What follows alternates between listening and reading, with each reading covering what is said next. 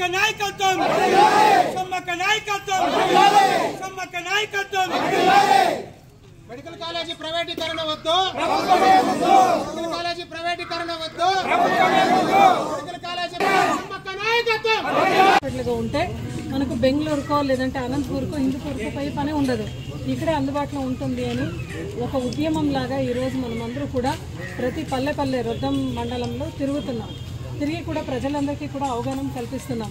స్థానికంగా ఉన్న మంత్రి గారు సవితమ్మకి ఎన్నిసార్లు చెప్పినా కూడా ఆమె చౌకి వేసుకున్న పరిస్థితిలో ఉంది. ఎందుకంటే ఆమెకి ప్రైవేటీకరణ చేస్తే అంత కమిషన్ వస్తుంది అని ఆమె మనసులో ఉంది. కాబట్టి ఈరోజు ప్రజాదరణ ఇంతమంది ప్రజల మనోభావ వ్యతిరేకంగా ఆమె చేయడం కరెక్ట్ కాదు. ఈరోజు సవితమ్మకు కూడా చెప్తున్నాం, నీకు చంద్రబాబు నాయుడు దగ్గర పోయి అడిగే ఒక దమ్ము ధైర్యం లేదంటే మాతో రా, తిరుగు ఊరు పల్లె తిరుగుదాం, మనము మెడ వచ్చి కార్యక్రమం చేస్తాము అని కూడా ఆమెకు చెప్తున్నాము.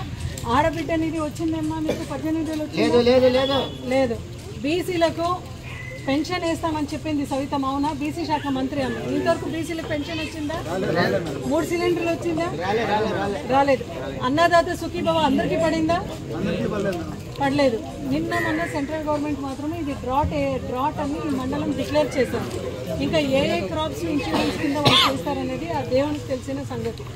అదేవిధంగా మీరందరూ కూడా దయచేసి ఒక మాత్రం తెలుసుకోండి అన్న, జగన్మోహన్ రెడ్డి గారు ఉంటే అందరూ బాగుపడతారు, చంద్రబాబు నాయుడు గారు ఉంటే కొందరు బాగుపడతారు.